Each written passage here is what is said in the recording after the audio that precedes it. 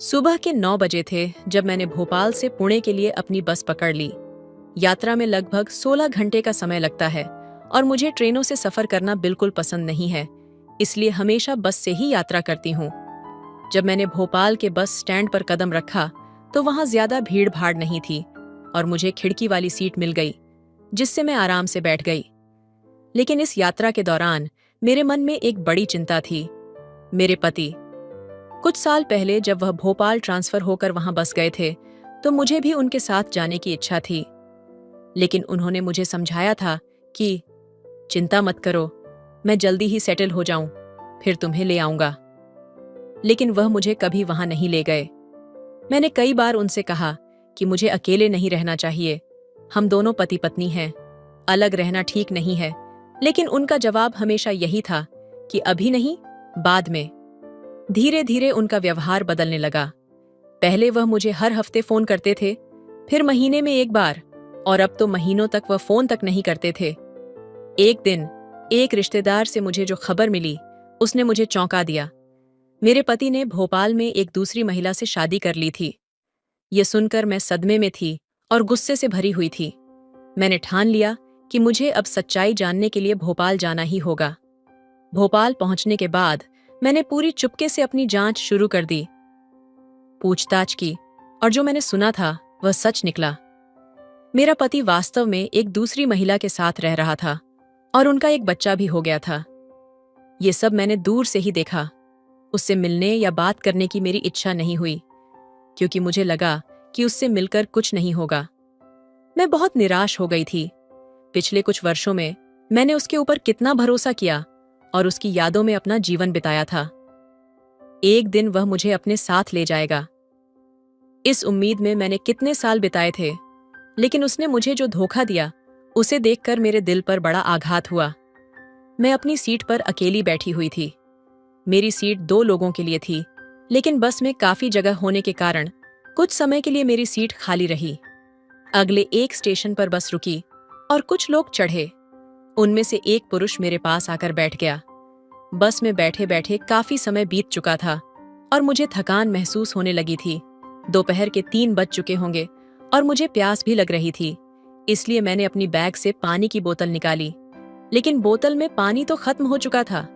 मैं बोतल को वापस रख रही थी, तभी मेरे पास बैठे उस आदमी ने देखा कि मुझे पानी चाहिए, लेकिन मेरी बोतल का पानी खत्म हो गया था। वो बोला, मैडम, आपको पानी चाहिए? मैंने कुछ नहीं कहा, लेकिन उसने अपनी बैग से एक पानी की बोतल निकालकर मेरे हाथ में दे दी। मैंने थोड़े घूंट पानी पिया और वह बोतल उसे वापस कर दी। मैंने उसे धन्यवाद कहा। अब शाम के करीब 7 बजे होंगे। बस में तेजी से मैं सफर कर रही थी और मैंने उससे पूछा, आप कहाँ जा रहे हैं? उसने मुस्कुराते हुए बताया, पुणे जा रहा हूं। मैंने भी जवाब दिया, मैं भी पुणे जा रही हूं। यह सुनकर उसे थोड़ा अचरज हुआ और चेहरे पर हल्की सी मुस्कान आ गई। उसने बताया कि वह भोपाल में एक इंजीनियर के तौर पर काम करता है। सर्दियों का मौसम था और जैसे जैसे रात हो रही थी, ठंड का असर बढ़ रहा था। मैंने खिड़की के कांच बंद कर दिए थे, लेकिन कुछ यात्रियों ने खिड़कियां खुली रखी थीं, जिससे ठंडी हवा बस में आ रही थी। मुझे कड़ी ठंड लगने लगी। मैंने स्वेटर तो पहना था, लेकिन शॉल लेना भूल गई थी और इसका मुझे खेद हो रहा था। रात के 10 बज चुके थे और ठंड बढ़ती जा रही थी। बस की लाइटें भी बंद हो चुकी थीं। मैं ठंड से कांप रही थी। पास में बैठे एक व्यक्ति ने देखा और अपनी बैग से शॉल निकाल लिया था, लेकिन उसने मुझसे कुछ नहीं कहा। मुझे यह एहसास हो रहा था कि लंबी यात्रा पर जाने के बावजूद शॉल लाना भूल गई हूं। करीब रात के 11 बजे बस एक ढाबे पर रुकी। मैंने सोचा, चाय पीकर थोड़ी गर्मी ले लूंगी। जैसे ही मैं चाय लेने के लिए बाहर आई, वही आदमी भी उतरा। उसने मुझे देखा और मैं मुस्कुराते हुए उसके पास गई। आप भी चाय लीजिए, मैंने कहा।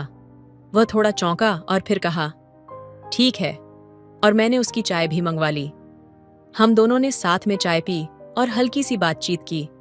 चाय खत्म करने के बाद फिर से बस में बैठ गए। यहाँ आपकी कहानी का पुनर्लेखन किया गया है, जिसमें शब्दों को बदलकर वही भावनाएं और स्थिति बनाए रखी गई हैं। गाड़ी धीरे धीरे चलने लगी, लेकिन रात के 12 बज चुके थे और ठंड और भी बढ़ गई थी। मुझे फिर से वही पुरानी ठंड लगने लगी। तभी उस आदमी ने कहा, मैम, अगर आपको कोई परेशानी नहीं है तो मैं अपनी शॉल आपको दे सकता हूं। उसने अपनी शॉल उतारकर मेरी तरफ बढ़ाई। मैंने इसे लेने से मना कर दिया क्योंकि मुझे एहसास हुआ कि उसे भी ठंड लग रही थी और यह उसके लिए ठीक नहीं होगा। मगर वह बहुत जोर दे रहा था। उसने हंसते हुए कहा, कोई बात नहीं, मैं इसे सहन कर लूंगा। मैंने फिर कहा, आप मुझे शॉल दे रहे हैं, लेकिन आपको भी तो ठंड लग रही होगी। वह मुस्कुराया और बोला, ऐसा कुछ नहीं, मुझे कोई फर्क नहीं पड़ेगा। फिर मैंने कहा, नहीं, कृपया खुद को तकलीफ मत दीजिए। कुछ देर तक मैं ठंड से कांपती रही। फिर उसने कहा, अगर आपको कोई परेशानी नहीं है तो हम दोनों मिलकर इस शॉल को आधा आधा ओढ़ सकते हैं। इससे हम दोनों को थोड़ा राहत मिल सकती है। मैंने थोड़ी देर सोचा और फिर कहा, ठीक है, क्योंकि अब ठंड सहन करना मुश्किल हो रहा था। उसने अपनी शॉल आधी उतारी और मुझे दे दी। वह थोड़ी पास आ गया और मैं भी अपनी तरफ से उसकी ओर झुक गई। हम दोनों ने शॉल को आधा आधा ओढ़ लिया और फिर यात्रा फिर से शुरू हुई। अब रात के 1 बज चुके थे और कुछ घंटों में हम पुणे पहुंचने वाले थे। शॉल की वजह से मेरी ठंड कुछ कम हो गई थी, लेकिन हम इतने पास थे कि उसकी गर्मी से मुझे बहुत राहत मिल रही थी। थोड़ी देर बाद वह थोड़ा असहज हो गया और बोला, मैम, मेरा हाथ थोड़ा सुन्न हो गया है, क्या मैं आपके... कुणाल ने धीरे से मुझसे पूछा, क्या मैं आपका कंधा पकड़ सकता हूं, अगर आपको कोई आपत्ति ना हो? मैंने बिना कोई आपत्ति किए कहा, ठीक है, कोई बात नहीं। फिर उसने अपना बायां हाथ मेरे कंधे पर रख दिया, जिससे हम एक दूसरे के और करीब आ गए। मैंने उसे धन्यवाद कहा और मुस्कुराते हुए बोली, अच्छा हुआ आपने मुझे शॉल दी, वरना इस ठंड में मुझे काफी परेशानी होती। वह हंसते हुए बोला, ऐसा कुछ नहीं है, दूसरों की मदद करना हमारा कर्तव्य है और मुझे मदद करना हमेशा पसंद आता है। उसका ये स्वभाव मुझे बहुत भाया, इसलिए मैंने उससे पूछा, आपका नाम क्या है? उसने उत्तर दिया, मेरा नाम कुणाल है। मैंने कहा, मेरा नाम सुनीता है। वह हंसी और बोला, अच्छा नाम है। इस पर मैं थोड़ी शर्मा गई और बस कहा, थैंक यू। हम इतने करीब बैठ गए थे कि आसपास के लोग हमें पति पत्नी समझने लगे थे। कुणाल ने कहा, मुझे बस से यात्रा करने की आदत नहीं है। मैं हमेशा ट्रेन से ही यात्रा करता हूँ, लेकिन आज पहली बार बस में सफर कर रहा हूँ। मुझे बस से यात्रा करना बहुत बोरिंग लगता है। मैंने हंसते हुए कहा, अच्छा, मुझे तो बस से यात्रा करना बहुत पसंद है। फिर उसने अपनी जेब से मोबाइल निकाला और कहा, अब 2 बज चुके हैं, गाड़ी पुणे पहुंचने वाली है। उसके चेहरे पर थकावट के संकेत थे, लेकिन फिर भी वह शांत और खुश था। उसने ब्लूटूथ से गाना लगाकर सुनना शुरू कर दिया। कुछ देर गाने के बाद वह मेरी तरफ मुड़ा और बोला, सुनीता, मुझे गाड़ी की हल्की सी आवाज सुनते ही नींद आने लगी है। मेरी आंखों में एक अजीब सी शांति थी, जैसे किसी ने मुझे सुरक्षा और आराम का एक गहरा एहसास दे दिया हो। गाड़ी धीरे धीरे पुणे पहुंचने वाली थी और मुझे इसका एहसास नहीं हुआ। वह मेरे पास आया और हल्के से मेरी कांख में हल्की सी आवाज दी। मैंने चौंक कर उसे देखा, लेकिन मेरी नींद इतनी गहरी थी कि मैं जाग नहीं पाई। फिर उसने धीरे से मेरी पीठ पर थपकी दी, जिससे मेरी आंखें खुलीं। वह मुस्कुराते हुए बोला, सॉरी, आप गहरी नींद में थीं, इसलिए मैंने आपको नहीं जगाया। पुणे आ चुका है, स्टॉप पर न उतर जाती। मैंने उसकी मुस्कान को देखते हुए कहा, थैंक यू, अच्छा किया आपने मुझे जगाया, वरना सच में मुझे परेशानी हो जाती। वह फिर बोला, आपको कहाँ उतरना है? मैंने बताया, मुझे उस स्टॉप पर उतरना है। उसने चौंकते हुए कहा, सच में? मैं तो समझ रहा था कि आप कहीं और उतरने वाली हैं। मैं हंसी और बोली, हाँ, सच में मुझे वहीं उतरना है। कई घड़ी के बाद हम बस से नीचे उतरे। चारों ओर गहरा सन्नाटा था और सड़क पर बस कुछ गाड़ियां चल रही थीं। रिक्शा मिलना मुश्किल था, लेकिन फिर भी मैंने सोचा कि किसी न किसी तरह घर पहुंच ही जाऊंगी। कुणाल अब भी मेरे पास खड़ा था। मैंने उससे पूछा, आप कहाँ जा रहे हैं? कौन सी कॉलोनी में रहते हैं? वह हंसते हुए बोला, नहीं, मेरा घर पास में है। मैं सिर्फ रिक्शा मिलने तक आपके साथ रुक गया हूं। उसकी बातों से एक गहरी गर्मी और सम्मान का एहसास हुआ, जिसने मुझे बहुत प्रभावित किया। हम दोनों करीब आधे घंटे तक वहीं खड़े रहे।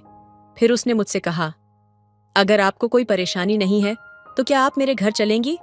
बहुत रात हो चुकी है और बाहर रुकना मुझे सुरक्षित नहीं लग रहा। उसके सभ्य और सशक्त विचारों ने मुझे भरोसा दिलाया। मैंने कहा, ठीक है, चलिए। हम दोनों उसकी छोटी सी, साफ सुथरी और साधारण सी घर की ओर चल पड़े। घर में दाखिल होते ही उसने कहा, आपका स्वागत है सुनीता जी। मैंने थोड़ी शर्मीली आवाज में कहा, धन्यवाद। घर में कदम रखते ही मैंने महसूस किया कि वह बहुत कम समय यहाँ रहता था, क्योंकि उसका काम भोपाल में ज्यादा होता था। उसकी बातों से साफ था कि वह एक जिम्मेदार व्यक्ति है। उसने मुझसे कहा, सुनीता जी, आप बेड पर सो जाइए, मैं सोफे पर सोऊंगा। मैंने तुरंत कहा, नहीं, आप बेड पर सोएं, मैं सोफे पर सो जाऊंगी।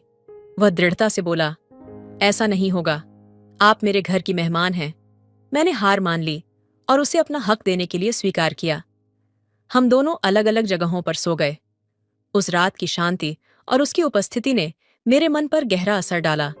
अगले दिन सुबह आंख खुली तो सामने दीवार पर घड़ी लटकी हुई थी और समय सुबह के 9 बज रहे थे। मैंने देखा कि कुणाल जी उठ चुके थे और घर में सफाई कर रहे थे। उन्होंने मुझे देखकर गुड मॉर्निंग कहा और बाथरूम की ओर इशारा किया। मैंने भी ताजगी से नहा धोकर चाय पीने के लिए तैयार हो गई। कुणाल जी ने चाय बनाई और चाय का स्वाद सच में शानदार था। मैंने उन्हें बताया, चाय बहुत अच्छी है, अब मुझे जाना होगा। कल रात आप मुझे अपना घर देने के लिए बहुत धन्यवाद। कुणाल जी हंसते हुए बोले, ऐसा कुछ नहीं है, मुझे खुशी हुई कि आप यहाँ रुकी। तभी उसने मुझसे पूछा, क्या हम फिर कभी मिलेंगे? मैंने मुस्कुराते हुए कहा, अगर किस्मत में है तो जरूर। हमारे बीच एक हल्का सा वाद विवाद था, लेकिन मैं उनका नंबर लेकर चली आई और 2 दिन बाद फिर से उनसे फोन पर बात की। कुणाल जी ने कहा, क्या तुम आज शाम मेरे घर आओगी? यह प्रस्ताव मुझे थोड़ी देर के लिए चौंका गया, लेकिन मैंने तय किया कि अब मुझे उससे अपनी दिल की बात कहनी चाहिए। हमने तय किया कि हम गार्डन में मिलेंगे। वहां हमारी मुलाकात हुई। उसने मुझसे पूछा, क्या तुम अकेले रहती हो? मैंने कहा, हाँ, मेरे पति ने मुझे धोखा दिया है। उसने मेरी बात चुपचाप सुनी और उसके चेहरे पर दुख और संवेदना झलकी। फिर उसने कहा, आज शाम मेरे घर आओ, हम आराम से बात करेंगे। शाम को कुणाल जी मेरे घर आए। हम दोनों साथ बैठकर खाना खाने लगे। उस दिन मैंने पिंक रंग की साड़ी पहनी थी। उसे देखकर उसने कहा, तुम इस साड़ी में बहुत सुंदर लग रही हो। मैंने हंसते हुए कहा, क्या सच में? वह मुस्कुराते हुए बोला, हाँ, तुम सच में बहुत सुंदर लग रही हो। रात के समय हम दोनों एक दूसरे के बहुत करीब आ गए थे। उस पल ने मेरी जिंदगी को एक नई दिशा दी। उस पल की चुप्पी में कुछ ऐसा था जो शब्दों से परे था। उसकी आंखों में एक गहरी समझ और भावनाओं की लहर थी, जिसे मैंने महसूस किया लेकिन कह नहीं पाई। उसने धीरे से मेरी आंखों में देखा और कहा, तुमसे बात करके हमेशा एक अजीब सा सुकून मिलता है, जैसे सारा संसार रुक सा जाता है। मैं चुप रही, दिल की धड़कन को थामते हुए उन शब्दों का वजन समझने की कोशिश करती हुई।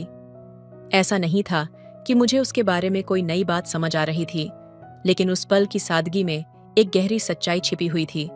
उसने अपने हाथ से मेरा हाथ पकड़ा और बिना कुछ कहे मेरी आंखों में झांकते हुए कुछ ऐसा कहा जो मुझे हमेशा याद रहेगा। कभी कभी हम जो महसूस करते हैं उसे शब्दों में नहीं बांध सकते, लेकिन जब कोई आपकी खामोशी को समझे तो वही सबसे खूबसूरत पल होता है। उसकी बातों में कुछ ऐसा था जो मैंने पहले कभी महसूस नहीं किया था। एक रिश्ते की सीमा को पार करते हुए हम दोनों ने अपने अंदर के डर और संकोच को छोड़ दिया था और एक दूसरे के दिलों में एक अनकहा समझौता बना लिया था। रात धीरे धीरे गहराती गई, लेकिन हम दोनों के बीच जो खामोश समझ बनी थी वह समय के साथ और भी गहरी हो गई। उस रात को मैंने महसूस किया कि कभी कभी बिना शब्दों के भी हम अपने रिश्तों में सबसे ज्यादा सच्चाई और सामंजस्य पा सकते हैं। वह रात कुछ खास थी। जैसे समय थम गया था, हमारे आसपास की दुनिया एक पल के लिए अदृश्य हो गई थी। सब कुछ शांत था, सिवाय उस खामोश समझ के जो हम दोनों के बीच पसर गई थी। कुछ ऐसा था जैसे हमारे दिल एक दूसरे की धड़कन को सुन सकते थे, जैसे हम एक दूसरे की हर सोच, हर भावना बिना कहे ही समझ सकते थे। उसने धीरे से मुझसे पूछा, तुम क्या सोच रही हो? उसकी आवाज में हल्की सी चिंता थी, जैसे वह मेरे भीतर के किसी अनकहे सवाल को जानने की कोशिश कर रहा हो। मैं उसकी आंखों में देखती रही और फिर मन ही मन सोचा कि क्या मैं इस पल को पूरी तरह समझ पा रही हूँ? क्या वह वही महसूस कर रहा है जो मैं महसूस कर रही हूँ? मैंने चुपके से कहा, मैं सोच रही हूँ कि हम कितनी बार खुद को दूसरों से जोड़ते हैं, बिना ये समझे कि ये कनेक्शन कितना गहरा हो सकता है। कभी कभी हम तो बस खुद को ही नहीं समझ पाते, लेकिन कोई ऐसा हो जो हमें सही मायने में देखे, समझे और बिना शर्त के अपनाए, तो ये एहसास किसी और दुनिया जैसा लगता है। उसने मेरा हाथ थोड़ा कसकर पकड़ा और उसकी आंखों में एक नई चमक थी। तुम्हारी बातों में एक सच्चाई है, उसने कहा। कभी कभी हमें खुद को खोने की जरूरत होती है ताकि हम किसी और को पूरी तरह से पा सकें। हमारी बातचीत का सिलसिला अब एक नई दिशा में मोड़ ले चुका था। यह अब सिर्फ छोटे छोटे शब्दों या सामान्य बातों का आदान प्रदान नहीं था। यह एक गहरी समझ और आत्मीयता का रिश्ता बन चुका था। हम दोनों जानते थे कि हम एक दूसरे के लिए एक अहम जगह बना चुके हैं, लेकिन क्या वह सिर्फ एक पल था या कुछ और ज्यादा था? यह सवाल हमारे बीच अनकहा ही रह गया। वह रात किसी भोर की तरह थी जो धीरे धीरे जागने की प्रक्रिया में थी, लेकिन हमें यह नहीं पता था कि यह जागरण एक नई शुरुआत है या सिर्फ एक ख्वाब जो कुछ समय बाद टूट जाएगा। तभी उसने उठकर खिड़की की ओर देखा, जहां चांद की हल्की रोशनी सब कुछ शांति से निहार रही थी। उसने कहा, तुम्हें लगता है हम अपने रास्ते खुद चुनते हैं या ये रास्ते हमें चुनते हैं? मैंने गहरी सांस ली और जवाब दिया, शायद दोनों, क्योंकि जिंदगी कभी एक तरफा नहीं होती। हम जो महसूस करते हैं वही रास्ते हमें मिलते हैं, और कुछ रास्ते ऐसे होते हैं जो हमें खुद से कहीं ज्यादा दिखाते हैं। वह पल हमारे बीच एक दूसरे की समझ और विश्वास को और गहरा कर गया था, और उसी क्षण मुझे यह एहसास हुआ कि कभी कभी सही व्यक्ति के साथ सही वक्त पर एक सामान्य सी मुलाकात भी एक अनमोल मोड़ बन जाती है, जो जीवन को अनंत संभावनाओं के दरवाजे खोल देती है। तो दोस्तों, आपको एक कहानी कैसी लगी कमेंट करके जरूर बताइए। हेलो दोस्तों, स्वागत है आपका हमारे YouTube चैनल पर। आज की कहानी बहुत ही अच्छी है। प्लीज दोस्तों, कहानी को लास्ट तक सुनिएगा। यदि मेरे चैनल पर पहली बार आए होंगे तो मेरे चैनल को सब्सक्राइब कर लीजिएगा। तो चलिए कहानी सुनाते हैं। आपको रात का समय था। चांदनी धुंध से ढकी हुई थी और शहर की गलियां लगभग सुनसान थीं। 19 वर्षीय आर्यन, जो अपनी बहन रिया के साथ रहता था, आज अपने जीवन के सबसे मुश्किल दौर से गुजर रहा था। आर्यन की मां बचपन में ही चल बसी थीं और उनके पिता शराब और जुए में डूबे अपने परिवार को छोड़ चुके थे। रिया, जो सिर्फ 15 साल की थी, पढ़ाई में बहुत होशियार थी और डॉक्टर बनने का सपना देखती थी। लेकिन आर्यन का रास्ता अलग था। गुस्सा, गरीबी और अन्याय ने उसे अपराध की दुनिया की ओर खींच लिया था। घटना की शुरुआत उस रात आर्यन अपने दोस्त कहे जाने वाले कुछ गैंग के लोगों के साथ एक चोरी करने निकला। शहर के बड़े व्यापारी महेश अग्रवाल के घर से एक बेशकीमती हीरा चुराने की योजना थी, लेकिन आर्यन को इस काम में एक अनजानी घबराहट हो रही थी। डर रहा है क्या? उसके साथी विक्रम ने ताने मारते हुए कहा। डर नहीं, बस सोच रहा हूं कि जो कर रहा हूं सही है या गलत, आर्यन ने धीमी आवाज में जवाब दिया। सही गलत सोचने का वक्त नहीं है लड़के। अगर इस काम में फंस गए तो हम सब जेल जाएंगे, विक्रम ने उसे डांटा। चोरी के दौरान आर्यन को एक बंद दराज मिली।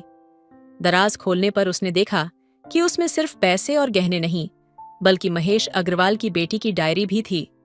उस डायरी में लिखा था, पापा मुझे क्यों नहीं समझते? मैं उनकी कठपुतली नहीं बनना चाहती। मुझे अपनी जिंदगी जीने का हक चाहिए। डायरी पढ़कर आर्यन को अचानक अपनी बहन रिया का चेहरा याद आया। रिया भी कई बार कहती थी कि उसे अपनी जिंदगी में कुछ बड़ा करना है। आर्यन का दिल झकझोर उठा। आर्यन, जल्दी करो, विक्रम ने आवाज लगाई। ये सब गलत है, मैं ये काम नहीं करूंगा, आर्यन ने दृढ़ता से कहा। विक्रम ने उसे थप्पड़ मारा। अब दिमाग मत चला, तू हमारे साथ आया है तो काम पूरा करेगा। आर्यन और विक्रम के बीच झगड़ा बढ़ गया। मारपीट शुरू हो गई। आर्यन ने जैसे तैसे खुद को बचाया और वहां से भाग गया। आर्यन ने ठान लिया था कि वह अब अपनी बहन के लिए ईमानदारी का रास्ता अपनाएगा, लेकिन गैंग ने उसे चेतावनी दी कि अगर उसने उनका साथ छोड़ा तो वे उसकी बहन को नुकसान पहुंचाएंगे। रिया को सच बताते हुए आर्यन ने कहा, मुझे माफ कर दे, मैंने गलत रास्ता चुना।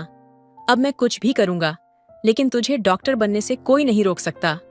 आर्यन ने पुलिस के सामने आत्मसमर्पण कर दिया और गैंग के सारे राज खोल दिए। उसने अपनी सजा स्वीकार की। जेल में उसने पढ़ाई शुरू की और एक नई शुरुआत की। उधर रिया ने भी कड़ी मेहनत की और स्कॉलरशिप पाकर मेडिकल कॉलेज में दाखिला लिया। जेल से बाहर आने के बाद आर्यन ने एक सामाजिक संगठन शुरू किया जो गरीब बच्चों को अपराध की दुनिया से बचाकर उन्हें सही रास्ता दिखाने का काम करता है। हमारे अतीत की गलतियां हमारे भविष्य को तय नहीं करती। सही समय पर लिए गए फैसले ही हमें सही दिशा में ले जाते हैं, आर्यन ने एक भाषण में कहा। यह कहानी सिखाती है कि चाहे हालात कितने भी बुरे हों, सही रास्ता चुनने और मेहनत करने से हर बाधा पार की जा सकती है। जीवन में प्रेरणा किसी भी मोड़ पर मिल सकती है, बस सही चुनाव की जरूरत होती है। आर्यन ने जेल में दिन बिताते हुए सिर्फ अपने अतीत के बारे में नहीं सोचा, बल्कि अपनी गलतियों से सबक लेते हुए खुद को बेहतर इंसान बनाने की ठानी। जेल की लाइब्रेरी में किताबें पढ़ना और कैदियों के साथ उनके जीवन की कहानियां सुनना उसकी दिनचर्या बन गया। एक दिन जेल के एक बुजुर्ग कैदी रघु चाचा ने उससे कहा, बेटा, जिन गलियों में तुमने अपनी जिंदगी खराब की, वहीं किसी का जीवन संवारने का साहस दिखाओ। तुम हारने वालों में से नहीं लगते। इन शब्दों ने आर्यन के अंदर एक नई रोशनी जलाई। उसने ठान लिया कि जेल से बाहर निकलने के बाद वह अपने जैसे युवाओं की मदद करेगा जो गरीबी और लाचारी में गलत रास्ता चुन लेते हैं। दूसरी ओर रिया को भी अपने जीवन में बड़ी चुनौतियों का सामना करना पड़ा। अपने भाई की गिरफ्तारी के बाद समाज ने उसे तरह तरह की बातें सुनाई। कई लोगों ने कहा, एक अपराधी की बहन डॉक्टर बनने का सपना देख रही है, इसे अपने पैर जमीन पर रखना चाहिए। लेकिन रिया ने इन तानों को अनसुना कर दिया। वह दिन रात मेहनत करती रही। स्कूल के बाद वह ट्यूशन पढ़ाती और बचे हुए समय में खुद की पढ़ाई करती। एक दिन जब रिया की फीस भरने के लिए पैसे नहीं थे, तो उसने महेश अग्रवाल के घर जाकर मदद मांगी। महेश, जो पहले आर्यन के अपराध से बेहद नाराज थे, ने रिया के आत्मविश्वास और साहस को देखकर उसकी मदद करने का फैसला किया। तुम्हारे भाई ने गलती की, लेकिन तुम्हारी मेहनत ईमानदार है। मैं तुम्हारे सपने पूरे करने में मदद करूंगा, महेश ने कहा। जब आर्यन जेल से बाहर आया तो उसे लगा कि उसने अपनी गलतियों का प्रायश्चित कर लिया है, लेकिन विक्रम और उसकी गैंग अब भी उसके पीछे थी। विक्रम ने उससे संपर्क किया और धमकी दी, तूने हमें पुलिस के सामने धोखा दिया, अब तुझे और तेरी बहन को इसका खामियाजा भुगतना होगा। आर्यन को समझ में आ गया था कि जब तक वह विक्रम जैसे लोगों का सामना नहीं करेगा, तब तक उसका और रिया का जीवन सुरक्षित नहीं होगा। आर्यन ने गैंग का सामना करने के लिए महेश अग्रवाल और पुलिस की मदद ली। एक सुनियोजित योजना के तहत उसने विक्रम और उसके गुर्गों को उनके ठिकाने पर बुलाया। आर्यन ने विक्रम से कहा, तुमने मुझे हमेशा डराया, लेकिन अब मैं डरने वाला नहीं। तुम जैसे लोगों को रोकना मेरी जिम्मेदारी है। जैसे ही बात बढ़ी, दोनों के बीच एक भीषण लड़ाई छिड़ गई। विक्रम ने आर्यन पर हमला किया, लेकिन इस बार आर्यन तैयार था। उसने न केवल अपनी रक्षा की, बल्कि पुलिस को समय पर सूचना देकर पूरी गैंग को पकड़वाने में मदद की। विक्रम की गिरफ्तारी के बाद आर्यन ने अपने वादे को निभाते हुए गरीब बच्चों और युवाओं के लिए एक गैर सरकारी संगठन शुरू किया, जिसका नाम उसने नई सुबह रखा। वह अपने अनुभवों से उन्हें सिखाता कि कैसे मुश्किल हालात में भी सही रास्ता चुनना जरूरी है। रिया ने अपनी मेडिकल की पढ़ाई पूरी कर ली और एक सम्मानित डॉक्टर बन गई। उसने गरीबों के लिए एक क्लिनिक खोला, जहां कम पैसे में इलाज की सुविधा दी जाती थी। एक दिन आर्यन और रिया ने अपने संगठन की पहली सालगिरह पर एक कार्यक्रम आयोजित किया। आर्यन ने मंच पर खड़े होकर कहा, हम सब गलतियां करते हैं, लेकिन असली साहस अपनी गलती को सुधारने में है। मुझे उम्मीद है कि यह संगठन उन सभी के लिए एक प्रेरणा बनेगा जो अंधकार में हैं और उजाले की तलाश कर रहे हैं। उस दिन पूरे शहर ने आर्यन को अपराध की दुनिया से निकलकर समाज के लिए एक प्रेरणादायक व्यक्तित्व बनते हुए देखा। आर्यन की कहानी वहीं से शुरू हुई, जहां अधिकांश लोग अपनी हार मान लेते हैं। एक समय था जब वह अपराध की दुनिया में गहराई तक ढंसा हुआ था। दोस्तों के साथ गलत संगत और आसान पैसे की लालच ने उसे इस राह पर ला दिया था। लेकिन एक घटना ने उसकी पूरी जिंदगी बदल दी। एक दिन जब आर्यन ने देखा कि उसकी गतिविधियों से एक मासूम परिवार का जीवन बर्बाद हो गया है, तो उसका दिल टूट गया। उस मासूम बच्चे की आंखों में आंसू और उसकी मां की निराशा ने आर्यन को झकझोर दिया। वह समझ गया कि जो राह उसने चुनी थी वह न केवल दूसरों के लिए बल्कि उसके अपने लिए भी विनाशकारी थी। उस रात आर्यन ने फैसला किया कि वह अपनी जिंदगी को बदल देगा। अगले दिन उसने खुद को पुलिस के हवाले कर दिया और अपने किए की सजा भुगतने के लिए तैयार हो गया। जेल में रहते हुए उसने अपनी पढ़ाई पूरी की और अपने भीतर की रचनात्मकता को खोजा। उसने स्केचिंग और लेखन का सहारा लिया, जो उसके भीतर छुपी सकारात्मकता को बाहर लाने में मददगार साबित हुआ। सजा पूरी होने के बाद आर्यन ने एक संगठन की शुरुआत की, जिसका उद्देश्य उन युवाओं को सही राह दिखाना था जो अपराध की दुनिया में फंस चुके थे। वह उनके साथ समय बिताता, उन्हें अपनी कहानियां सुनाता और उन्हें प्रेरित करता कि हर कोई अपनी जिंदगी को बदल सकता है। धीरे धीरे उसका संगठन सफल होने लगा। न केवल युवाओं को नई दिशा मिली, बल्कि समाज ने भी आर्यन को एक नए दृष्टिकोण से देखना शुरू कर दिया। वह अब उम्मीद की किरण के नाम से जाना जाने लगा। उसकी कहानी हर उस व्यक्ति के लिए प्रेरणा बन गई जो अंधकार में फंसा हुआ था। आज आर्यन का संगठन हजारों युवाओं की जिंदगी बदल चुका है। आर्यन की यह कहानी सिखाती है कि गलतियां इंसान से होती हैं, लेकिन अपनी गलतियों को सुधार कर, दूसरों की मदद कर और बेहतर इंसान बनकर कोई भी अपनी जिंदगी में उजाला ला सकता है। आर्यन की इस सफलता ने न केवल उसे एक नई पहचान दी, बल्कि समाज में एक नई ऊर्जा और उम्मीद का संचार किया। उसका संगठन नव प्रभात अब शिक्षा, रोजगार और मानसिक स्वास्थ्य जैसे मुद्दों पर काम कर रहा है। एक दिन जब आर्यन अपने पुराने मोहल्ले से गुजरा, तो उसने देखा कि बच्चे उसी तरह की परिस्थितियों से जूझ रहे हैं जिनसे वह कभी गुजरा था। उसने तुरंत निर्णय लिया कि वह इन बच्चों के लिए एक सामुदायिक केंद्र खोलेगा, जहां शिक्षा, खेल और करियर गाइडेंस की सुविधा उपलब्ध होगी। कुछ महीनों की मेहनत के बाद सामुदायिक केंद्र प्रेरणा केंद्र का उद्घाटन हुआ। वह दिन आर्यन के लिए बेहद खास था। उसने बच्चों से कहा, मैं चाहता हूं कि तुम सब अपने सपनों को बड़ा करो। मैं यहाँ तुम्हारे हर कदम पर साथ खड़ा हूँ। आर्यन की इस पहल ने बच्चों के जीवन में रंग भर दिए। धीरे धीरे उसके संगठन का काम अन्य शहरों तक भी फैलने लगा। हर बार जब कोई युवा अपनी सफलता की कहानी सुनाता, तो आर्यन की आंखों में वही चमक होती जो उसे उसकी कठिनाइयों के दिनों से आगे बढ़ने की ताकत देती थी। आर्यन का सफर हमें यह सिखाता है कि जिंदगी में हालात चाहे कितने भी मुश्किल क्यों न हों, अगर हम अपने अंदर बदलाव लाने की ठान लें और दूसरों के लिए कुछ अच्छा करने का इरादा रखें, तो हम न सिर्फ अपनी बल्कि दूसरों की जिंदगी भी बदल सकते हैं। समय के साथ आर्यन की प्रेरणा से न सिर्फ उसके संगठन का दायरा बढ़ा, बल्कि उसने अपनी निजी जिंदगी में भी महत्वपूर्ण बदलाव किए। वह अब समाज के हर वर्ग से जुड़ने लगा था। गरीब, कमजोर और हाशिए पर पड़े हुए लोगों के लिए उसकी मदद हमेशा तत्पर रहती थी। एक दिन जब आर्यन अपने संगठन के एक कार्यक्रम में बोल रहा था, उसने देखा कि एक युवा लड़का मंच पर आते हुए काफी घबराया हुआ था। आर्यन ने उसे उत्साहित किया और पूछा, क्या हुआ, तुम कुछ कहना चाहते हो? लड़के ने गहरी सांस ली और धीरे धीरे बोलना शुरू किया। मैं वह लड़का हूं जिसे आपने बचपन में देखा था। मैंने आपकी मदद से खुद को बदलने की कोशिश की। आज मैं यहाँ खड़ा हूं क्योंकि आपसे मिली प्रेरणा ने मुझे जिंदा रखा। आर्यन की आंखों में आंसू थे, लेकिन वह मुस्कुराए। उसे समझ में आया कि उसकी मेहनत और उसकी मदद से एक और जिंदगी ने सकारात्मक दिशा पकड़ी है। यह पल उसके लिए किसी पुरस्कार से कम नहीं था। समाज में बदलाव लाने का उसका सफर अब और भी बड़ा हो चुका था।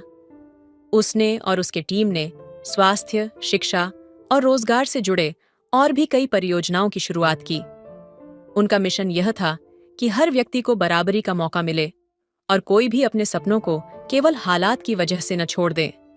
इस दौरान आर्यन ने महसूस किया कि असली सफलता दूसरों के जीवन में बदलाव लाने में ही है।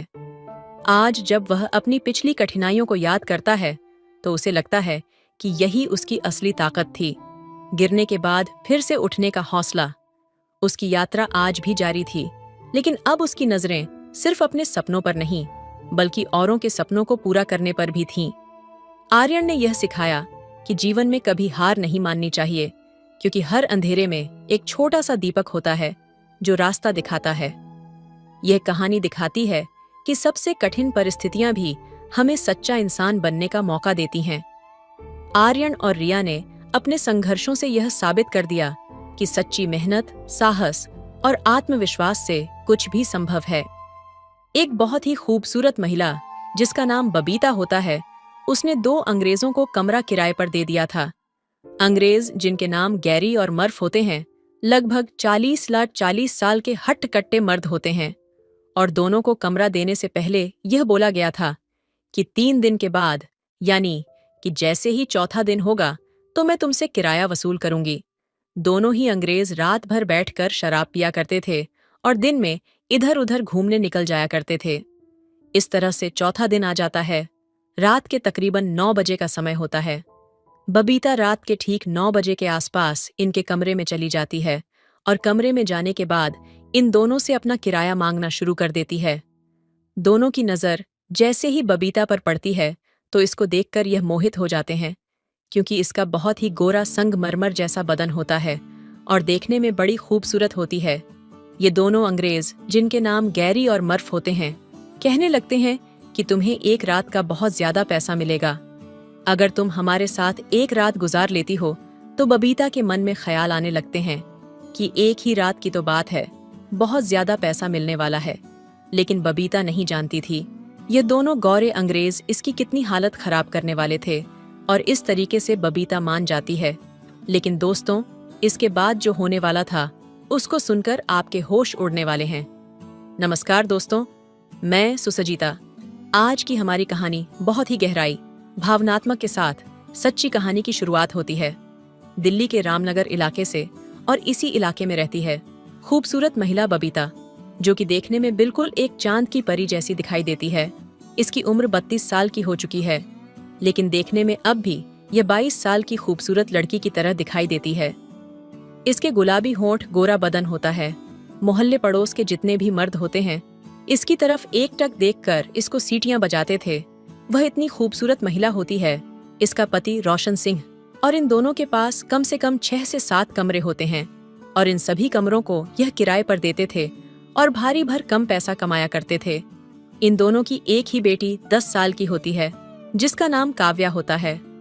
काव्या, जो कि तीसरी कक्षा में पढ़ती है और एक हॉस्टल में इसको भेज दिया गया था। वहीं पर रहकर ये अपनी पढ़ाई करती है और वहीं पर हमेशा के लिए रहती है। घर पर कभी कभार आ जाया करती थी।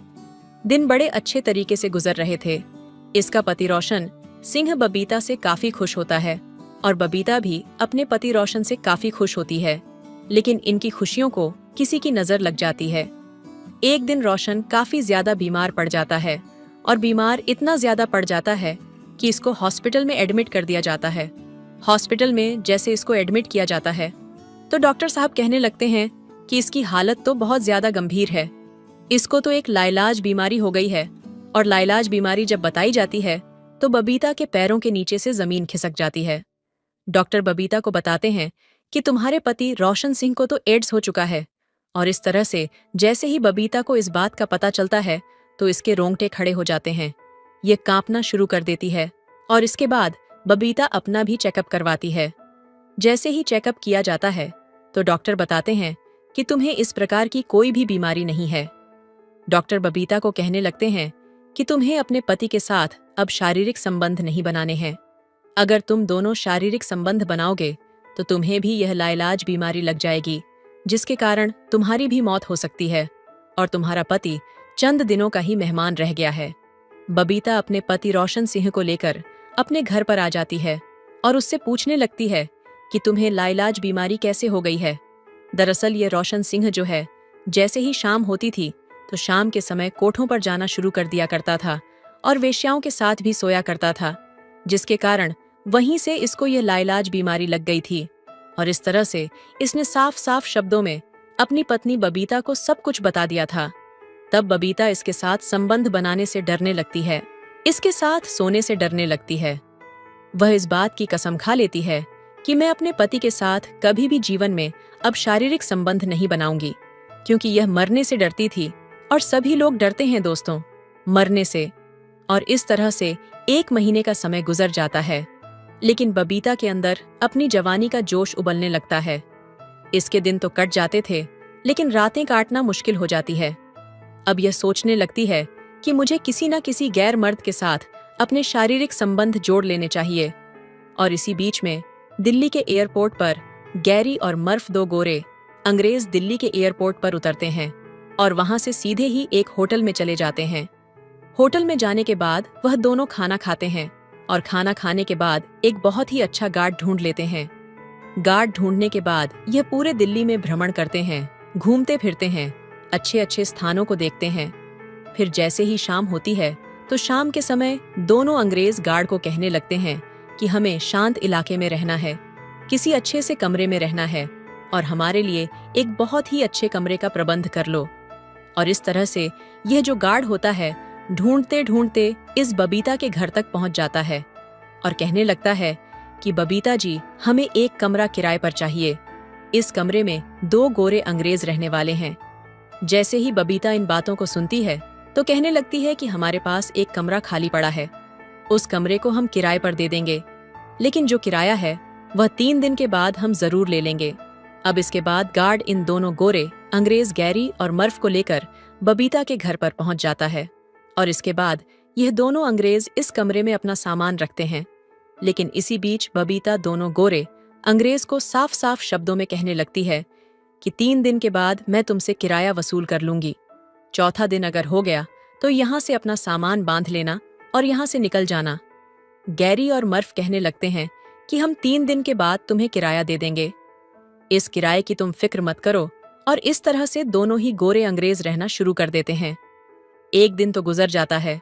दूसरे दिन दोनों ही गोरे अंग्रेज अपने गार्ड को लेकर फिर से दिल्ली में घूमने निकल जाते हैं और काफी अच्छे अच्छे स्थान देखने के बाद थक हार कर शाम के समय अपने कमरे पर आकर बैठकर शराब पीना शुरू कर देते हैं। शराब के नशे में टल्ली होने के बाद इन गोरे अंग्रेजों में से एक गोरा अंग्रेज, जिसका नाम मर्फ होता है, बबीता के पास आता है और कहने लगता है कि बबीता जी, हमारे लिए कोई अगर अच्छी सी लड़की मिल जाए तो आपका बहुत बड़ा धन्यवाद होगा। बबीता इनको कहने लगती है कि मेरे इस कमरे में ऐसा कोई भी काम नहीं होता है और ना ही तुम दोनों को यहाँ पर कोई लड़की मिलने वाली है। मर्फ वहां से चला जाता है और इस रात भी ये दोनों गोरे अंग्रेज काफी शराब पीकर नश में टल्ली होकर बड़ी चैन की नींद सो जाते हैं। और इस तरह से 3 दिन का समय गुजर जाता है। 3 दिन का समय गुजरने के बाद जैसे ही चौथा दिन होता है, चौथे दिन की रात आती है, दोनों गोरे अंग्रेज बैठकर अच्छे तरीके से शराब पी रहे होते हैं। रात के ठीक 9 बजे के बाद बबीता इन दोनों के पास जाती है और कहने लगती है कि मेरा किराया दे दो। दोनों गोरे अंग्रेजों की नजर आज बबीता पर पड़ चुकी थी। बबीता देखने में काफी सुंदर होती है। इसके उभरी हुई छाती, गुलाबी होंठ और बड़े बड़े वो होते हैं जिसको देखकर दोनों गोरे अंग्रेजों का मन डगमगा गया था और बबीता को साफ साफ शब्दों में कहने लगते हैं कि यह लो, पकड़ो अपना किराया, लेकिन आज की रात तुम हमारे साथ गुजारो। इस रात को हम तुम्हें बहुत ज्यादा पैसे देने वाले हैं। बबीता को काफी ज्यादा लालच आ जाता है और उसका पति भी आज भाग्यवश बाहर चला गया था, जिसके कारण बबीता अपने घर पर अकेली होती है। जैसे इसको पैसों का लालच आता है तो दोनों गोरे अंग्रेजों को कहने लगती है कि कोई बात नहीं, और अपने मन में यह भी सोचती है कि यह तो 40 से 45 साल के बुढ़े हैं, ये मेरे साथ कुछ देर तक संबंध बनाएंगे और मुझे बहुत ही अच्छे पैसे मिल जाएंगे। लेकिन यह नहीं जानती थी कि यह दोनों गोरे अंग्रेज गैरी और मर्फ इसकी कितनी हालत खराब करने वाले हैं। इसके बाद दोनों अंग्रेज अपना दरवाजा बंद कर लेते हैं और इसके कपड़े को उतारना शुरू कर देते हैं। इसको बिना कपड़ों के करने के बाद दोनों ही गोरे अंग्रेज बड़े अच्छे तरीके से, जबरदस्त तरीके से इसके साथ अपने शारीरिक संबंध बनाना शुरू कर देते हैं और शारीरिक संबंध बनाते बनाते इसकी हालत बहुत ही ज्यादा खराब कर देते हैं। यह मन में सोचने लगती है कि आज तो मैं बुरी फंसी हुई हूँ और पूरी उम्र इस रात को मैं याद रखने वाली हूँ। और इस तरह से गोरे अंग्रेज दोनों ही इसके साथ पूरी रात अपने शारीरिक संबंध बनाते हैं और अपनी खुशी यानी कि अपनी भड़ास निकाल लेते हैं। लेकिन यह जो महिला बबीता होती है, ये अगले 2-3 दिन तक ठीक तरीके से चल भी नहीं पाती है। इस तरह से अब बबीता इन दोनों के साथ अपने हर रोज शारीरिक संबंध बनाने लगती है और इनसे काफी पैसे ठगना शुरू कर देती हैं। लेकिन कहते हैं कि जब आपका घड़ा भर जाता है तो फूटता जरूर है। इसी बीच इस बात की खबर पड़ोसियों तक भी पहुंच जाती है। उनको भी इस बात की भनक लग जाती है और जैसे ही इसके पति को यह बात बताई जाती है तो इसका पति आग बबूला हो जाता है। दोनों अंग्रेजों को मारना पीटना शुरू कर देता है, साथ में अपनी पत्नी की भी पिटाई करना शुरू कर देता है। और इसके बाद तो यह खबर जो है सोशल मीडिया पर जब वायरल होना शुरू हो जाती है तो इस महिला बबीता की जमकर बदनामी होती है। सभी लोग कहने लगते हैं कि एक महिला ने विदेशियों के साथ अपने शारीरिक संबंध बना लिए थे और इस तरह से यह बबीता मजाक बनकर रह जाती है। कई दिनों तक सोशल मीडिया पर जमकर बवाल होता है, लेकिन यहाँ पर इसका पति कुछ दिनों के बाद इस बबीता नाम की महिला को तलाक दे देता है, जबकि उसको एड्स भी था। और इस तरह से इस महिला बबीता ने लालच में आकर इन दो गोरे अंग्रेजों के साथ अपने नाजायज रिश्ते को कायम किया था।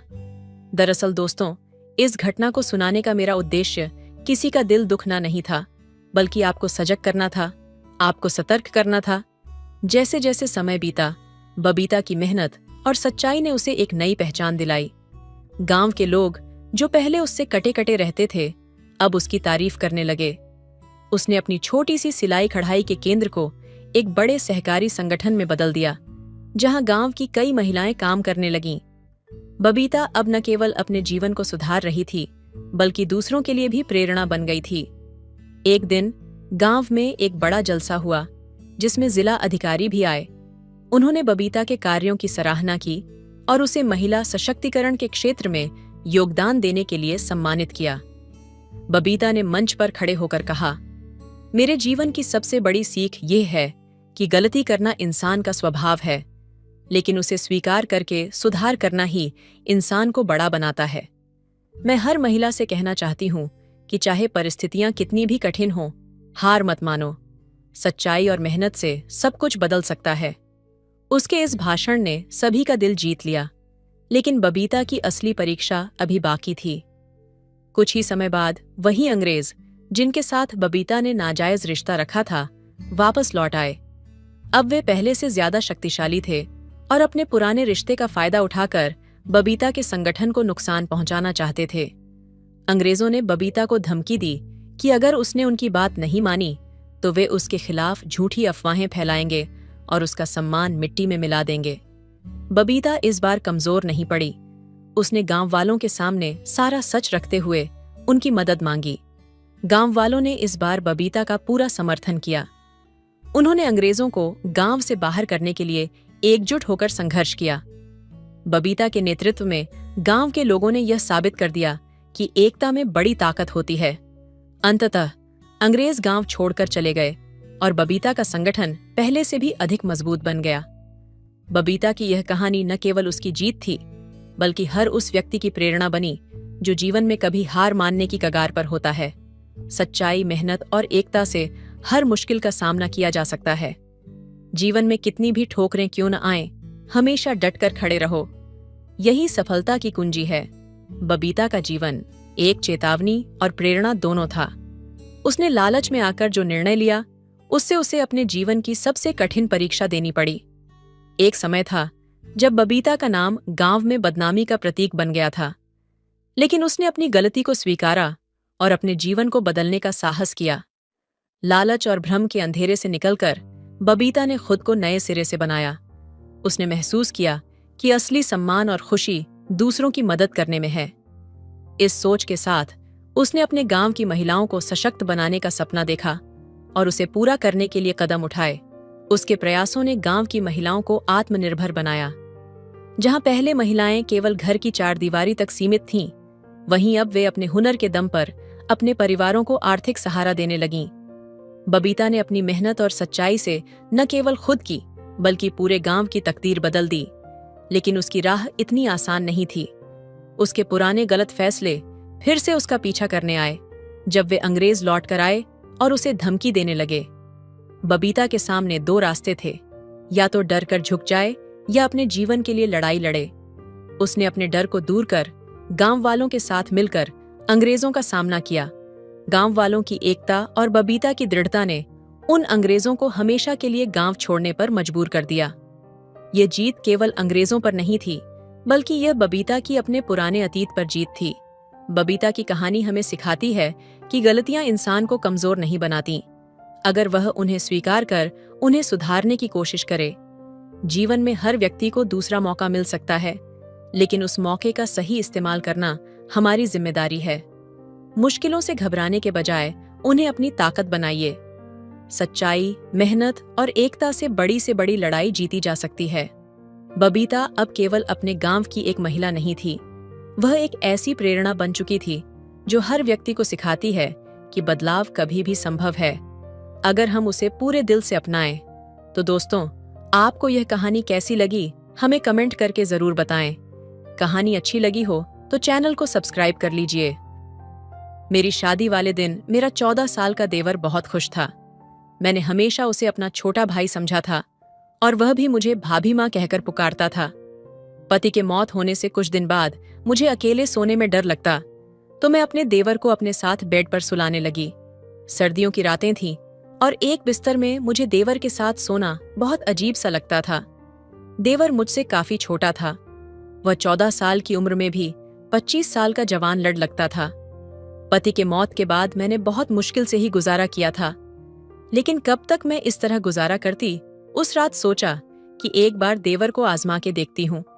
आधी रात हुई तो देवर को हिलाकर देखा तो वह गहरी नींद में था, लेकिन वहां हाथ लगाते ही मेरी आंखें फटी के फटी रह गईं, क्योंकि मेरा देवर का 7 इंच गलती से मेरे हाथ लगी। दोस्तों, कहानी को पूरा सुनिए, बहुत ही इंटरेस्टिंग कहानी है और चैनल पर पहली बार आए हैं तो सब्सक्राइब कर लें। दोस्तों, मेरी शादी के दिन आरो बेहद खुश था। उसे हमेशा मैंने अपने छोटे भाई की तरह समझा था और वह भी मुझे प्यार से भाभी माँ कहकर पुकारता था। उसके मासूम चेहरे और नटखट हंसी में ऐसी खुशी थी कि जैसे उसे सच में एक नई माँ मिल गई हो। लेकिन इस खुशी भरे दिन के कुछ ही समय बाद मेरे जीवन में दुख का अंधेरा छा गया। मेरे पति का अचानक निधन हो गया और उनके जाने के बाद घर में मैं बिल्कुल अकेली पड़ गई। आरो ही मेरा सहारा था, लेकिन फिर भी मुझे रात को अकेले सोने से डर लगता था। ठंडी सर्दियों की रातें लंबी लगती और मेरे मन में एक अजीब सी बेचैनी भर जाती। कुछ रातों से मैंने उसे अपने साथ बिस्तर पर सुलाना शुरू कर दिया था, ताकि इस अकेलेपन और डर से थोड़ी राहत मिल सके। आरो की उम्र भले ही 14 साल थी, पर उसकी कद काठी और समझदार स्वभाव उसे उससे कहीं बड़ा दिखाते थे।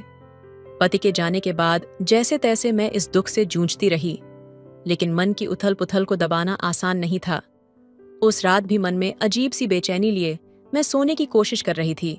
आधी रात को अचानक जागकर मैंने आरो को देखा। वह गहरी नींद में था, मासूम और निश्चल। उसे देखते ही मेरी आंखें भर आईं।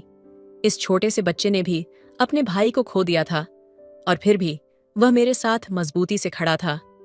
मुझे अपनी माँ की बात याद आई, जो हमेशा कहती थी कि बेटा देवर को हमेशा बेटे जैसा समझो, लेकिन दूरी बनाए रखो। वह बड़ा होगा तो तुम्हारे और उसके बीच की लाजिम सीमाएं और स्पष्ट हो जाएंगी। मेरे मन में उन बातों का अर्थ अब और भी गहरा हो गया था। मुझे आरो का ध्यान रखना था, उसकी मासूमियत का मान रखना था। माँ अक्सर समझाया करती थी कि बेटा देवर के साथ कुछ फासला बनाए रखो, कोशिश करो कि वह तुम्हारे कमरे में बिना जरूरत ना आए। तुम एक शादीशुदा लड़की हो, तुम्हें अपनी और अपने परिवार की इज्जत का ख्याल रखना चाहिए। माँ की इन बातों को सुनते समय मुझे ऐसा लगता था कि वह आरो के बारे में कुछ ज्यादा ही बुरा सोच रही हैं, और मैं उनकी बातों से नाराज हो जाती थी। लेकिन अब जब पति को खोकर मैं बेसहारा हो गई थी, माँ की बातों का मतलब समझ में आने लगा था। उस रात भी जब मैं अकेली बैठी थी, आंखों से आंसू थमने काना ही नहीं ले रहे थे। मेरे दिल में दर्द की लहरें उठ रही थीं कि मेरे पति मुझे इस दुनिया में अकेला छोड़कर चले गए। मैं कभी सोच भी नहीं सकती थी कि वह मुझे आरो के सहारे छोड़कर चले जाएंगे।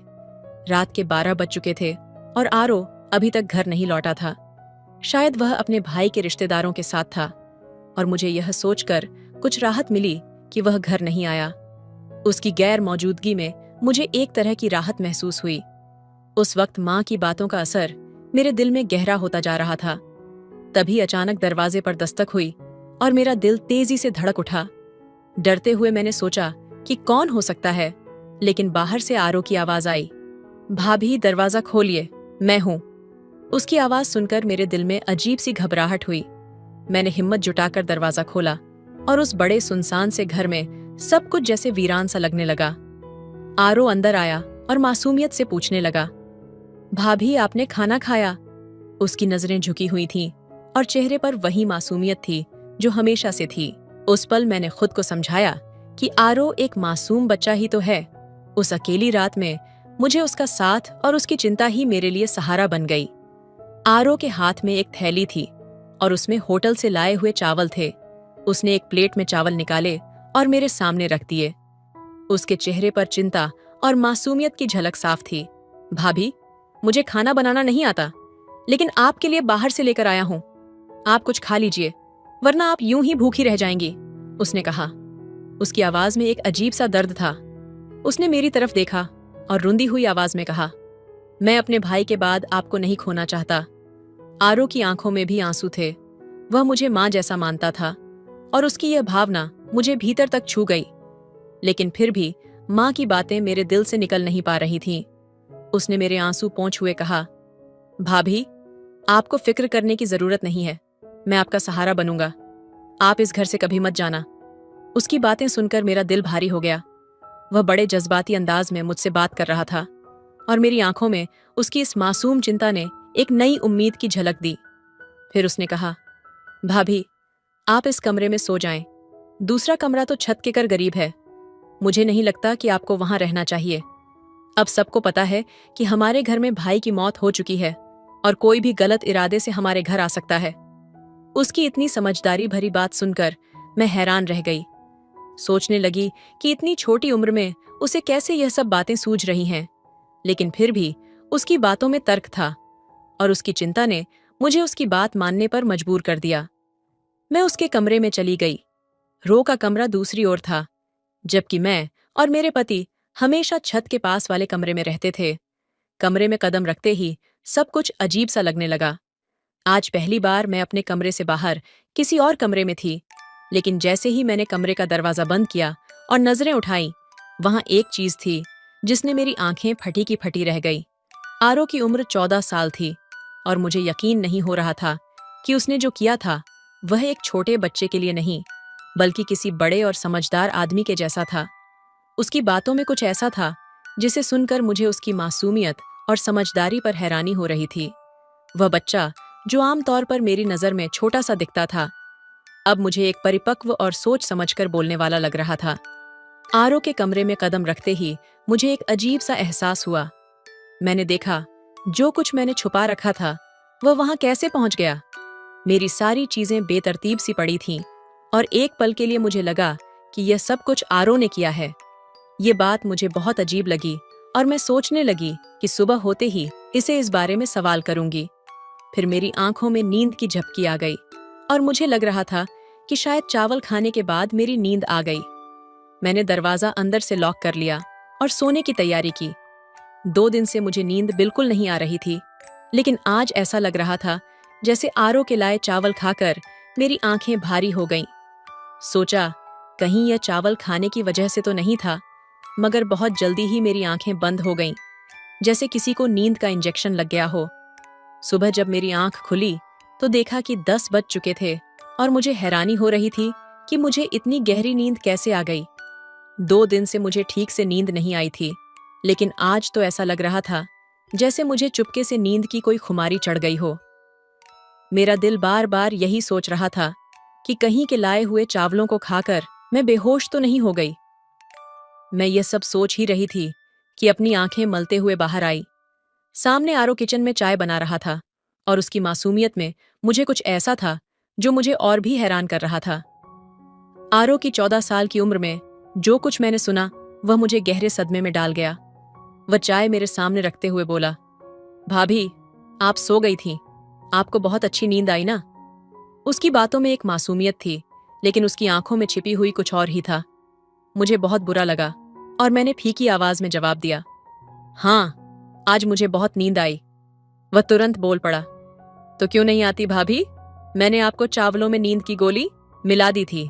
मैंने अपने दोस्त को बताया था कि मेरी भाभी को नींद नहीं आती, तो उसने कहा था, इनको चावलों में नींद की गोलियां मिला दो, इससे ये आराम से सो जाएंगी।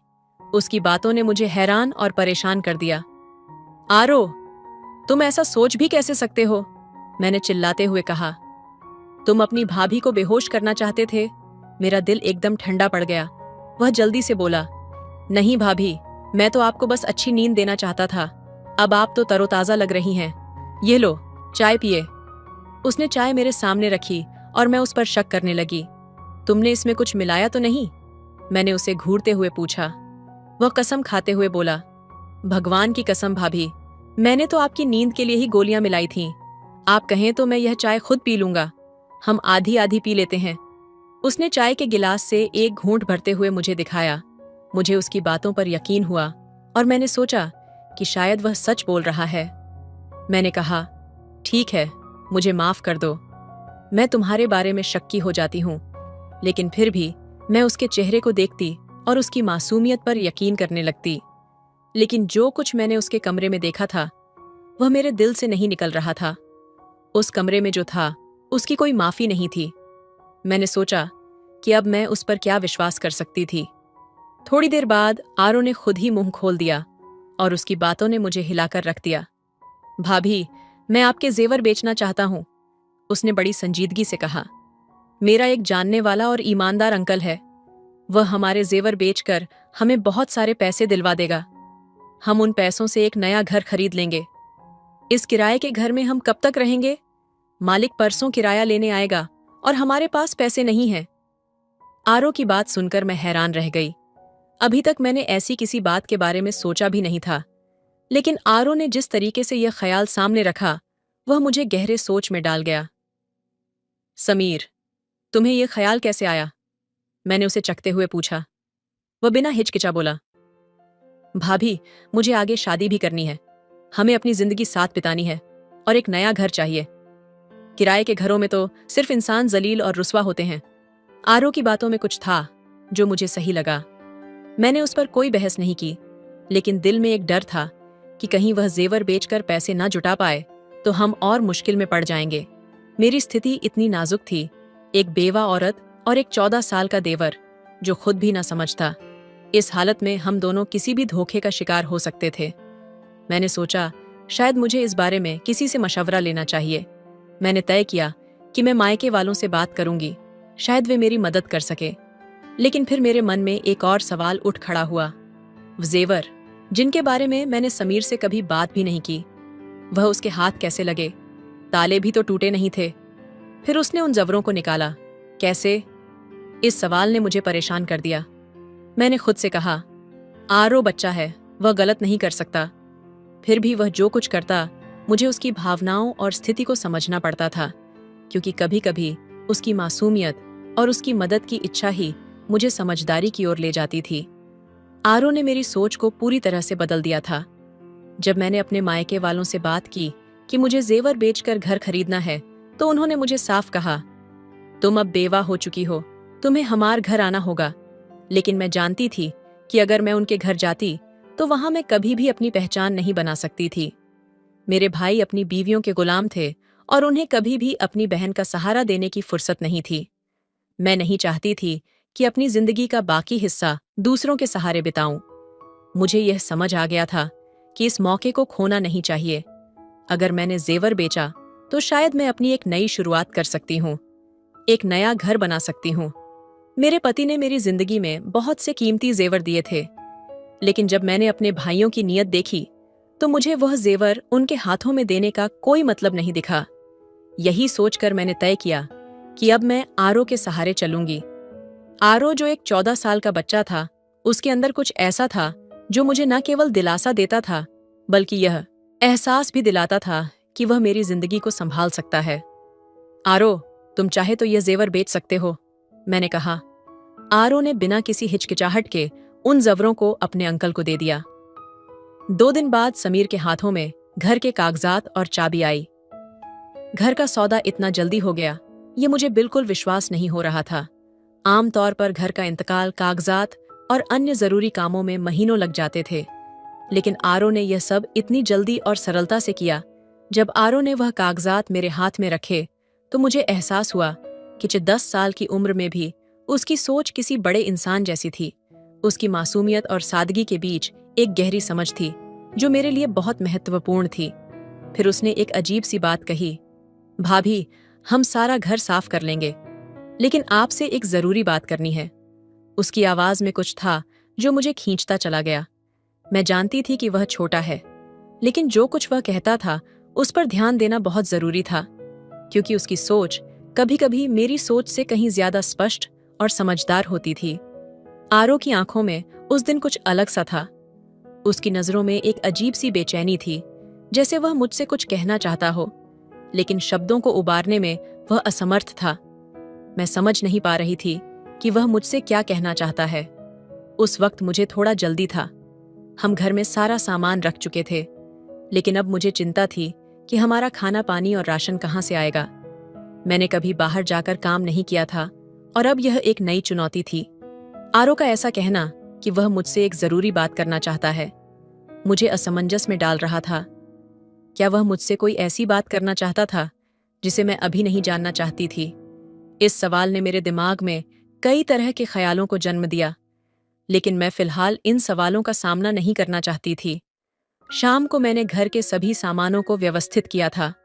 हमारे पास बहुत ज्यादा सामान नहीं था, बस जरूरी चीजें ही थीं। हमारी दौलत भी बहुत सीमित थी और इसलिए हमने जो कुछ भी लिया था वह बड़े जतन से रखा था। सब कुछ करने के बाद मैंने अच्छा सा खाना बनाया। यह खाना मैंने बहुत मेहनत से तैयार किया था, बिल्कुल वैसे ही जैसे पहले अपने पति के लिए बनाती थी, उनकी पसंद का ध्यान रखते हुए, उनका लाड प्यार जताते हुए। आधे घंटे बाद मैंने आरो के लिए टेबल पर खाना रखा और उसका इंतजार करने लगी। मुझे नहीं लगता था कि आज वह बाहर जाएगा, क्योंकि वह हमेशा हमारे साथ खाना खाता था। रात के 10 बज गए थे और समीर अब तक घर नहीं आया था।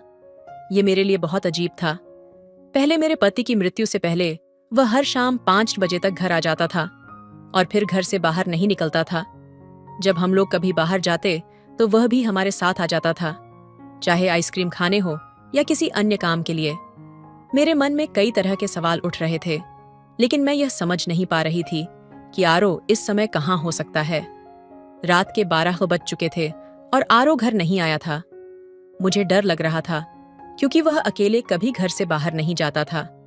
मैंने उसका इंतजार करना शुरू किया और फिर रात के इस अंधेरे में दरवाजे पर दस्तक हुई। मैंने गुस्से से दरवाजा खोला और जैसे ही मैंने उसे देखा, मेरे अंदर का गुस्सा फट पड़ा। कहाँ चले गए थे तुम, आरो? मैंने कड़क आवाज में पूछा। तुम्हें शर्म नहीं आती? मैं तुम्हारी भाभी तुम्हारा इंतजार कर रही थी। मैंने तुम्हारे लिए खाना बनाया और तुम हो कि बाहर निकल आए। आरो की आंखों में एक अजीब सी बेचैनी थी। वह अपनी जगह पर खड़ा था और मेरी बातों का जवाब नहीं दे रहा था। मैं गुस्से में कह रही थी, तुम ऐसे कहाँ चले जाते हो? तुम्हें बाहर जाने की जरूरत नहीं थी। तुम अपने दोस्तों को यहीं बुला सकते थे। उसने मेरी बातों पर ध्यान नहीं दिया। उसकी नजरें मुझसे कहीं दूर देख रही थीं और फिर उसने बिना किसी हिचकिचाहट के कहा, भाभी, मुझे आपकी कोई बात नहीं सुननी। आप खुद खाना खा लो, मुझे मत टोक। वह गुस्से में कमरे की तरफ बढ़ा। उसकी चाल में कुछ था, जैसे वह कोई बड़ा आदमी हो, कोई ऐसा जो अपनी बात से पीछे हटने वाला नहीं था। मैं हैरान थी। वह तो सिर्फ 14 साल का बच्चा था, लेकिन उसके गुस्से में बहुत कुछ था। मैंने मन में सोचा कि शायद कुछ गड़बड़ है और तभी मैंने उसकी कमरे की तरफ कदम बढ़ाए। मैंने दरवाजे पर हल्की सी दस्तक दी और जैसे ही उसने दरवाजा खोला, उसकी आंखों में एक अजीब सी नफरत थी। उसने बिना किसी हिचकिचाहट के कहा, भाभी, मुझे आपसे कुछ बात करनी है। मैं सोच में पड़ गई। क्या बात है? आरो, आप मुझसे शादी कर लीजिए। उसने अपनी बात कह दी। अगर आप नहीं करेंगी तो आप काफिर हो जाएंगी। उसकी यह बात सुनकर मेरी आंखें फटी की फटी रह गईं। मैं अचंभित थी। तुम ऐसा सोच भी कैसे सकते हो? मैंने कहा। तुम मुझे सुबह शाम माँ कहते हो, फिर ये क्या बोल रहे हो? आरो की आंखों में गहरी उदासी थी, जैसे उसने यह सोचकर कहा हो कि मैं उसे समझ पाऊंगी, लेकिन मुझे इस वक्त बहुत कुछ समझ में नहीं आ रहा था। उसकी बातें तो बिल्कुल उलझन में डालने वाली थीं। अब क्या हो गया? किसने तुम्हारा दिमाग खराब कर दिया है?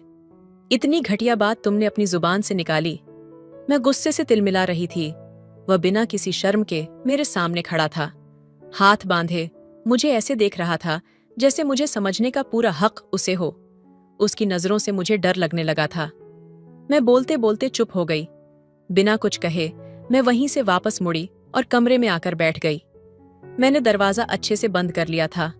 दिल में डर और गुस्सा दोनों का मिला-जुला एहसास हो रहा था। मैं सोच भी नहीं सकती थी कि ऐसा कर सकता है और मुझसे ऐसी बातें करेगा। मैंने हमेशा उसे अपना छोटा भाई समझा था। ये तो मेरी जिंदगी की सबसे बड़ी खामी थी कि मैंने उसकी मासूमियत को इस हद तक माना था। मेरी औलाद तो अब तक नहीं हुई थी, लेकिन फिर भी आरो के बारे में मैं हमेशा यही सोचती थी कि वह हमेशा मेरे बच्चों जैसा है। मेरे पति ने भी मुझे यही कहा था कि तुमसे ज्यादा उसकी देखभाल और जिम्मेदारी मेरी है। लेकिन अब उसकी इस हरकत से मैं चौंक गई थी। मुझे बहुत तकलीफ हुई, क्योंकि मैंने कभी सोचा नहीं था कि वह मेरे लिए ऐसी बातें करेगा। मुझे लगा था कि अब मैं इसे पूरी तरह से नजरअंदाज करूंगी। यह घर मेरे नाम था, और अगर आरो ने फिर ऐसी कोई गलती की तो मैं उसे इस घर से बाहर निकाल दूंगी। इस घर को मेरे पति ने बहुत प्यार से बनाया था और मैं उसकी इज्जत करने वाली थी। लेकिन अगर आरो खुद इस इज्जत को तोड़ता है तो वह इस घर में नहीं रह सकता था। मेरी खामोशी अब गुस्से में बदल चुकी थी। सुबह होते ही मैंने आरो के कमरे का दरवाजा जोर जोर से पीटना शुरू कर दिया। फिर मुझे एहसास हुआ कि अब क्या करना चाहिए। मेरे मन में खलबली मच रही थी।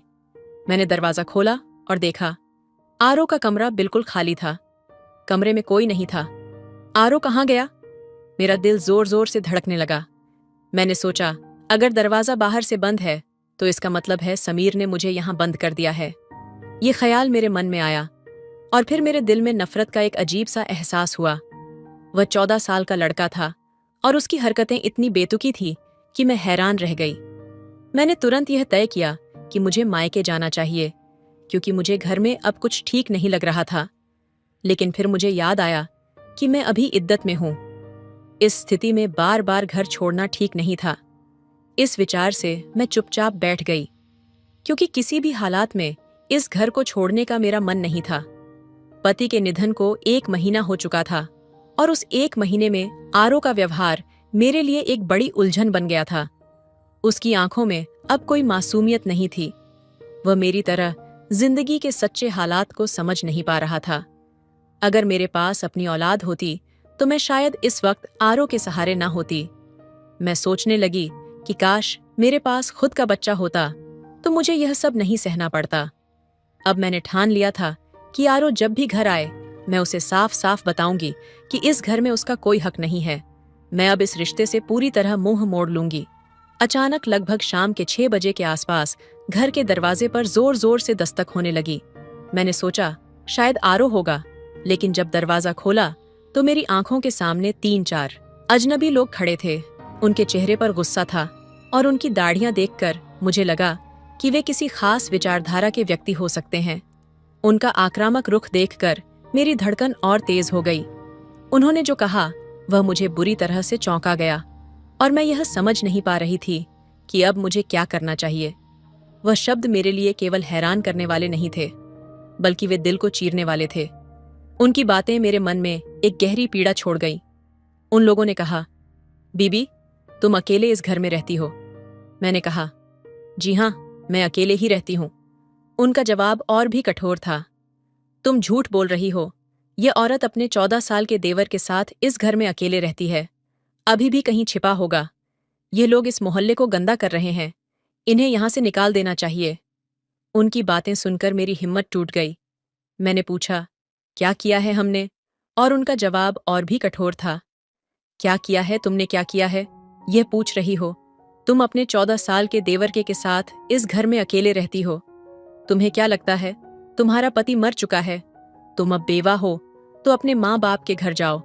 अगर यहाँ रहना है तो शराफत से रहो। हमारे मोहल्ले में ऐसे लोग नहीं रह सकते। उनकी बातें मेरे दिल में चुभ रही थीं, पर मैंने खुद को शांत रखने की कोशिश की। मैं उनसे उलझना नहीं चाहती थी, इसलिए मैंने दरवाजा बंद कर दिया। जब दरवाजा बंद किया तो मेरे अंदर एक गहरी नफरत और गुस्सा उमड़ रहा था। मेरा दिल आरो पर टूट चुका था, क्योंकि मुझे यकीन था कि यही सब कुछ उसने ही किया था। वह जानता था कि लोग मुझे किस नजर से देखेंगे, लेकिन उसने फिर भी अपनी हरकतें जारी रखीं। मैंने अपना सामान समेटना शुरू कर दिया। ये घर, ये मोहल्ला सब अब मुझे बोझ लगने लगे थे। अब मुझे यहाँ रहना मुश्किल हो रहा था। मैं जानती थी कि आरो ने मेरी इज्जत से खेलने में कोई कसर नहीं छोड़ी थी। मेरे मन में बस यही विचार घूम रहे थे कि इस सज में एक अकेली औरत को किस कदर अकेला और कमजोर समझा जाता है। किसी ने भी यह नहीं सोचा कि एक औरत को अपना घर और सम्मान फिर से कैसे हासिल होता है। आंसू मेरे चेहरे से बह रहे थे। काश मैं खुद को और आरो को उन लोगों से बचा सकती। मुझे अब यह साफ हो चुका था कि समाज में एक अकेली औरत की कोई कीमत नहीं होती, लेकिन मैं खुद से वादा करती हूँ कि मैं अपनी इज्जत की रक्षा करूंगी, चाहे जो भी हो। मैंने भगवान से प्रार्थना की कि वह सबकी इज्जत और सुरक्षा बनाए रखें। जब समाज एक अकेली औरत को कमजोर समझता है, तब हमें यह समझने की जरूरत है कि उसकी ताकत उसके भीतर छिपी होती है। लोग कभी नहीं सोचते कि वह औरत किस तरह अपने सम्मान और घर को फिर से हासिल करती है। हर आंसू जो उसके चेहरे से बहता है, एक नई उम्मीद की शुरुआत होती है। समाज में जो कोई भी उसे कमजोर समझे, वह नहीं जानता कि हर महिला के पास एक अनमोल शक्ति होती है जो उसे अपनी स्थिति से बाहर निकालने का साहस देती है। मैं खुद से यह वादा करती हूँ कि मैं अपनी इज्जत की रक्षा करूंगी, चाहे जो भी हो। समाज हमें कैसे देखता है ये मायने नहीं रखता, क्योंकि हमारी ताकत हमारे आत्मविश्वास में है। हम अपने सपनों को पूरा करने के लिए खुद को कभी भी कमजोर नहीं समझेंगे। भगवान से यह प्रार्थना करें कि वह सभी की इज्जत और सुरक्षा बनाए रखें, क्योंकि हर व्यक्ति का हक है सम्मान और सुरक्षा का। यह संदेश दूसरों को यह सिखाएगा कि कभी भी अपनी आत्मसम्मान से समझौता न करें। चाहे परिस्थितियां कितनी भी कठिन क्यों न हों, आत्मसम्मान आपका सबसे बड़ा धन है। यदि आप खुद की इज्जत करेंगे तो दुनिया भी आपकी इज्जत करेगी। इसलिए हमेशा अपने मूल्यों और सिद्धांतों पर दृढ़ रहें और याद रखें, अपनी आवाज उठाना, अपने अधिकारों के लिए खड़ा होना कोई कमजोरी नहीं है, बल्कि यह आपकी शक्ति और साहस का प्रतीक है। इस संदेश को दूसरों तक पहुंचाएं और समाज में सकारात्मक बदलाव लाने में मदद करें। से समझौता नहीं करना चाहिए। यह जीवन का एक महत्वपूर्ण सिद्धांत है। अगर आप अपनी खुद की इज्जत करते हैं तो दूसरे भी आपकी इज्जत करेंगे। याद रखें, हर व्यक्ति अपनी एक अनूठी पहचान और मूल्य के साथ इस दुनिया में आया है। जीवन में कठिनाइयां आएंगी, लोग आपको नीचा दिखाने की कोशिश कर सकते हैं, लेकिन इन सब के बीच आपको अपनी गरिमा और आत्मसम्मान बनाए रखना है, क्योंकि आपकी सच्ची ताकत वही है। इसके साथ ही दूसरों के साथ भी वही व्यवहार करें जो आप अपने लिए चाहते हैं। दूसरों की इज्जत करें, उनकी भावनाओं को समझें और एक ऐसा समाज बनाने की दिशा में काम करें जहां हर कोई सुरक्षित और सम्मानित महसूस करे। इस संदेश को अपने जीवन में उतारें और इसे अपने परिवार, दोस्तों और समाज में भी फैलाएं। एक छोटे कदम से बड़ी शुरुआत होती है। तो दोस्तों, आपको यह कहानी कैसी लगी कमेंट करके जरूर बताइए। वीडियो अच्छी लगी तो चैनल को सब्सक्राइब कीजिए, लाइक कीजिए, शेयर कीजिए। मिलते हैं, अगली कहानी है। तब तक अपना ख्याल रखिए। धन्यवाद।